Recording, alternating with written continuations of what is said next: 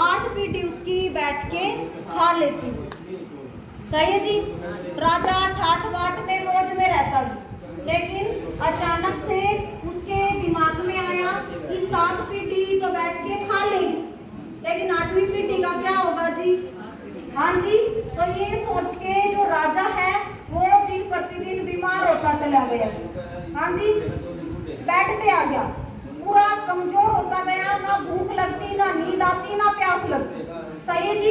सारा दिन एक ही टेंशन सताए रहती, कौन सी, कि 7 पीढ़ी का तो चल जाएगा काम, लेकिन 8वीं जो पीढ़ी होगी उसका क्या होगा। सही है जी। उसके बारे में सारा दिन रात जो राजा है वो सोचता रहता है। सही है जी। फिर मंत्री को बुलाया राजा ने और पूरे दरबार में ये बात चलाई।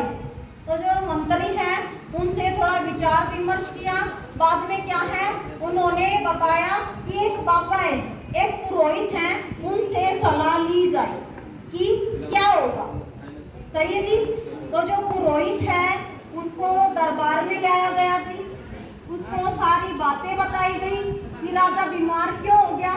हाँ जी। क्यों हो गया था बीमार, क्यों हो गया था, क्योंकि टेंशन सताने लगी थी, चिंता होने लगी कि 7 पीढ़ी का तो चल जाएगा काम, 8वीं पीढ़ी का क्या हाल होगा।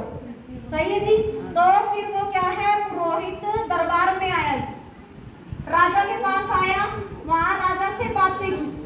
हाँ जी। तो उनको पता लगा कि राजा कैसे बीमार हुए, चिंता करने की वजह से।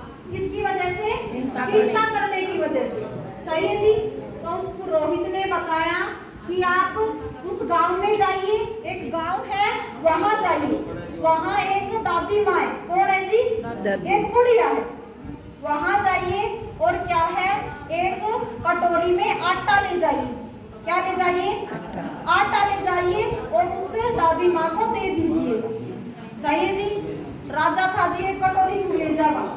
हाँ जी। पूरा ट्राला ले जा करके, क्या ले गया जी, पूरा ट्राला।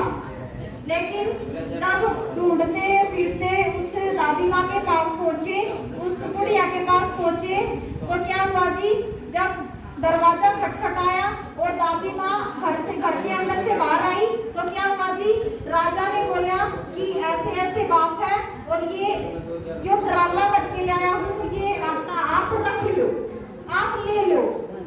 जो दादी माँ है, जो बुढ़िया थी, उन्होंने साफ मना कर दिया, बोली ना मैं नहीं लूंगी। हाँ जी। तो बोले थोड़ा सा ले लो, 1 कट्टा ले लो, 2 कट्टे ले लो। तो बोली नहीं। हाँ जी। फिर राजा जो पुरोहित ने बताया था उसी बात पे आ गई कि 1 कटोरी में ले लो जी। हाँ जी। तो बुढ़िया ने साफ मना कर दिया। क्यों मना कर दिया जी, बोली कि जिसने आज दिया है कल भी वही देगा जी। थैंक यू जी। तो क्या है, चिंता नहीं करनी जी कि क्या होगा क्या नहीं। सही है जी।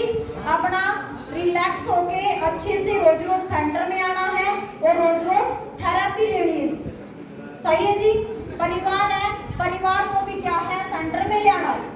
जैसे राजा को चिंता होती थी कि 8वीं पीढ़ी क्या करेगी, सेम ऐसे ही जो परिवार है, कौन है, परिवार है, उसका भी ध्यान रखना बहुत ही जरूरी है कि नहीं। हाँ जी। परिवार में जब खुशियाँ होती हैं तो सब अच्छा लगता है। हाँ जी। लेकिन जब परिवार में दिक्कत आती है, किसी एक सदस्य को भी सेहत खराब होती है या दिक्कत आती है, तो सारा परिवार क्या है, चिंता में होना शुरू हो जाता है। सारे परिवार को चिंता होनी शुरू हो जाती है। सही है जी।